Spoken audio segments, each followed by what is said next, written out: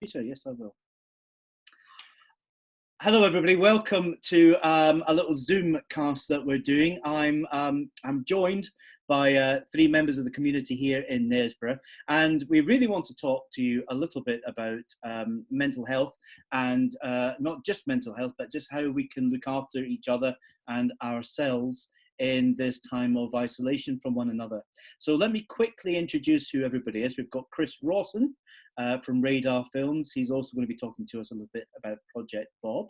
We've got Sam Clark, and Sam, she's going to tell us a little bit about the job she does. She's a life coach, so she's well versed in supporting people. And bathed in beautiful sunlight is Anthea Green at the bottom. Anthea is known to many of you around the town, and her background is in counselling. So Sam, can I just pass across to you first of all, because you were the first one that sort of suggested to me that this might be a good idea, and just really tell us a little bit about yourself and about your background. Is that okay? Sure, yes. So hi to everybody that's watching. I've been a coach now for around about 18 years, for 16 of those years in the corporate world. And for the last 2 years with my own business, Believe in You, I've been working as a life coach and trainer. And my biggest passion is helping people to believe in themselves and to achieve what they want from their lives and live the life that they want. And it's been a real privilege to be able to do that and to support people. And I'm recognising at the moment that all of us are facing challenges that we've never faced before. So there's a real opportunity for us to be able to support one another. And what we're doing right now with this amazing platform of Zoom means that we can still connect with each other, even though we can't physically be in the same room together.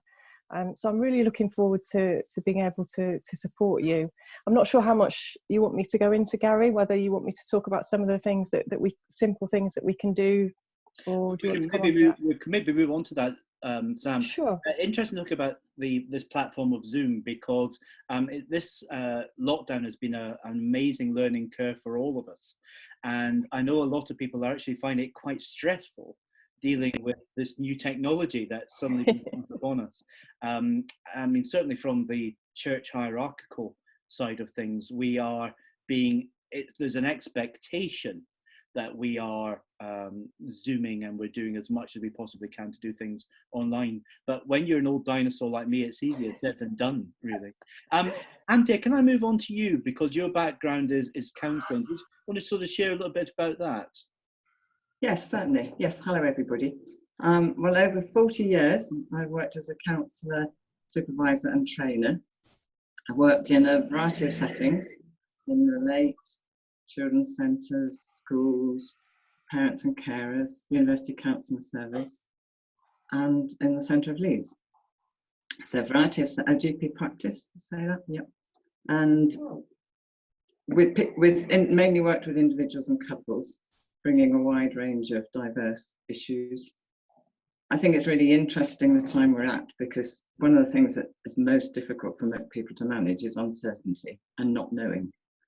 And at the moment, we are in that time of uncertainty. We don't know when things are going to end. If you have a beginning, a middle and an end, it's much easier to manage. If you don't know what the middle is, but you've got an end, you can work towards that. So at the moment, I'm thinking, gosh, how do we all manage this? And can I just ask, it's not really a personal question, but when you're speaking to people on the phone, friends, whatever else, are you finding sometimes you have to put on your professional hat rather than just your friend's hat? Do you mean in our telephone contact that we're doing at the moment? Well, no, in what? Oh, do you mean generally? Just generally. Oh, generally. Well, now that I'm retired, I finished work completely 2 years ago. And sometimes I think, oh goodness, I wish I had more of my professional hat on. So I sort of, I think probably if it's in me, so probably I sort of slip into that maybe without knowing, or sometimes deliberately, if I need to stand back and think with somebody what they want. It's a good question. I should go on thinking about it. Thank you, Anthea. I think it's worth people knowing, and I don't have a problem in saying this, is that Anthea is a member of the congregation at St. John's and helps out in all sorts of ways, as well as being a personal friend, but she's also counselled me and helped me at different times through my life or my ministry. So I found that service and Anthea's professional help and support really, really helpful at different times. Chris, can we move on to you and maybe talk a little bit about Project Bob? Yeah. Tell us who you are, first of all. Well, I'm Chris. I run a video production business in Knaresborough. Fly drones and make stuff for mainly for the internet, but a bit of TV work here and there as well. But my professional background is all in law enforcement. I was a cop for 14 years, and towards the end of that service saw an enormous gap between the place where people needed help mentally and the place where they got it, which very often was when the police arrived or the ambulance arrived, way too late, and there was a huge opportunity in the middle of that time to intervene and try and help people. So I set up Project Bob, which is named after St. Robert. It's not just for men, it's for men and women. But the idea is that we're creating a little community of people who can help each other in a group setting in Knaresborough. We thought about setting up a counselling service or something in Knaresborough, but then we just realised if we did that, we'd end up with another waiting list. And there were tons of people on a waiting list already, so why not help people who are already reaching out in a less formal way? We try to get away from the term, just one second. Miranda, can you close the door? Sorry. So we try to get away from the term mental health, because everyone's got mental health. And it's just a spectrum. And we don't want people to feel they have to be ill to come and see us. So we've got a group of people, some of them are currently receiving treatment, some waiting for treatment, and other members are not. They've been through it and they just come to help other people. So it's like a community. It's a mission. It's a church mission, but it's not. We're not trying to get people's bums on seats on Sunday morning. It's just that we're Christians and we feel that we're called to do it. And I hope you don't mind me sharing this with people, Chris, but your work in the police left its own scars with you, didn't it?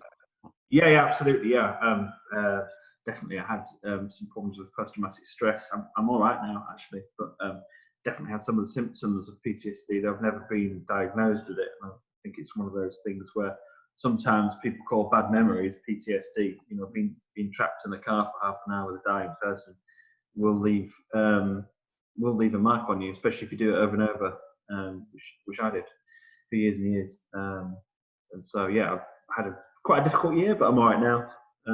And that's another reason why I wanted to start it, because I just thought there isn't enough help for people. Thank you very much. Well, maybe we'll have a plug for Project Bob, or a plug even. Sam, you were starting to talk to us a little bit about your work. Can you sort of elaborate? What sort of people come to you? You know, it's a huge cross section of people, as Chris was alluding to. You know, we all have mental health, and our mental health can be impacted by all sorts of things. So I've had all sorts of people coming to me, from young people struggling with exams or going to university. I've had a judge come for life coaching. One of the most confident people in the courtroom, and yet she was struggling in her life outside of work. So it's anybody and everybody. I think that's a really important message, isn't it? Yeah, absolutely. And it's a pretty even cross section between men and women, actually. And I know that for some men it's harder to reach out when they want some support, but actually often for lots of us it's hard to actually ask for help in the first place. So unlike Anthea, I'm not a counsellor. I'm not a trained counsellor. I'm a life coach, and life coaching is about helping people to discover answers for themselves. So it's tapping into our inner resources, really, and uncovering our ways of thinking and ways of behaving, because often it's how we're thinking that affects the experience that we have in life. So a simple example of this is, you know, we're using this word lockdown a lot at the moment. We're hearing it, lockdown, lockdown, lockdown. And that very word, it has such negative connotations. It's, you know, our freedom has been removed. It sounds horrible. It feels horrible. And actually, if we can just change that word and the way that we think about what's happening at the moment, and choose a different word like sheltering, for example, then instantly that changes our perception and our feelings about what we're experiencing. It doesn't cure everything. We're still in the same circumstances, but a change in how we think about what's happening can change our experience of it and help us to have a better experience. So life coaching can help us to uncover some of those thinking patterns and help us to change the way that we think about things, and therefore change the way that we behave and the experience that we have. And as someone who's a Christian, one of the things that's really struck me lately is, you know, Jesus teaches us to have to think and to speak and to act with love and compassion. And often we're very good at doing that for other people. What I'm really noticing at the moment is that, you know, how much are we actually doing that for ourselves? How much love and compassion have we got for ourselves? I'm hearing people saying, you know, oh, I can't believe it. I'm terrible.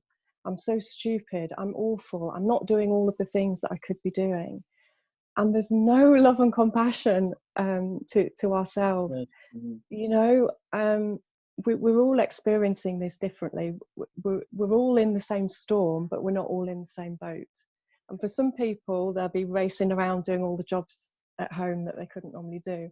But for other people, actually, just to get dressed and just to sit and, you know, maybe watch the butterflies outside, that's what they need to be doing. So actually, if we can have some more love and compassion with ourselves, then that can help us through this experience.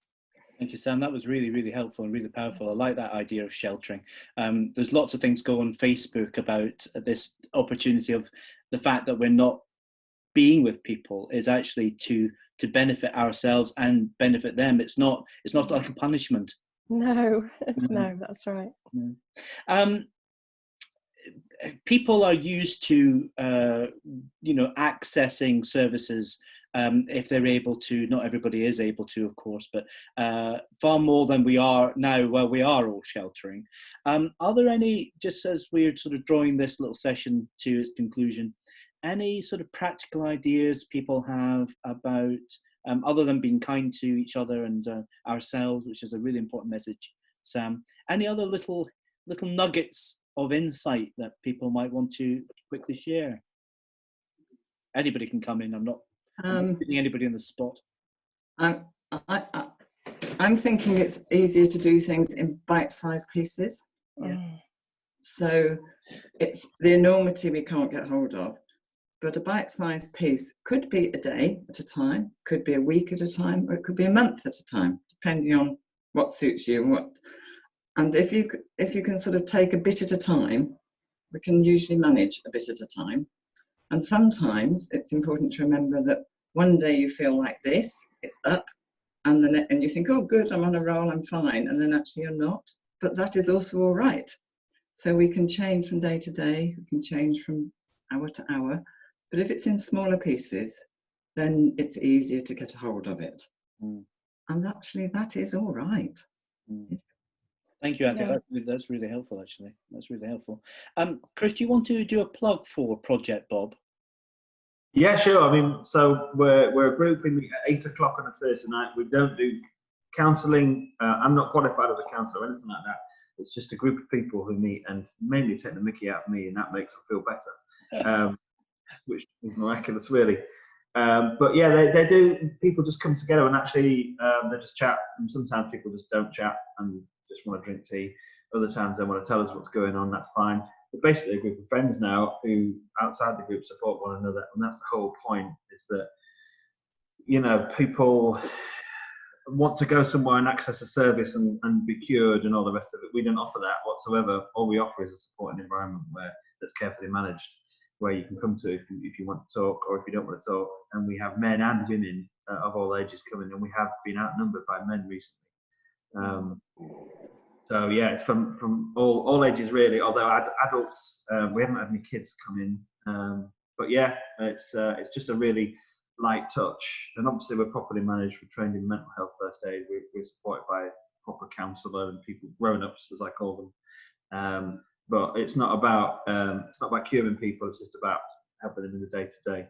Particularly difficult for some people at the moment if their problems they're having are in their home, because they can't talk. You can't talk about problems in your home from your home on Zoom. So it can be quite difficult in that respect for some people. I'm not saying that's the case with the people that come to us, but we need to bear that in mind. But we're here. It's free. There's no waiting list. We've got places. If you want to come, you're welcome. Thank you. And are you happy to, for anybody who maybe sees this Zoom meeting, to contact me and then I'll contact you? Would that be appropriate? Yeah, absolutely. Yeah. It's projectbob.org.uk. We've got a website. But what's on the website is like what we started out with. It's not how it's panned out. So it's just there really. But yeah, just come along.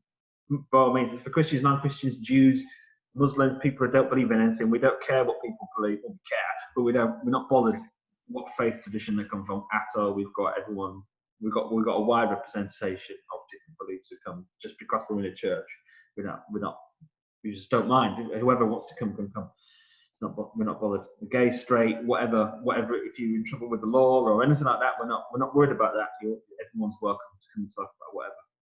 Thank you, Chris. That's really helpful. Sam, do you want to say something? Maybe a plug for your what you do, and people maybe to contact you.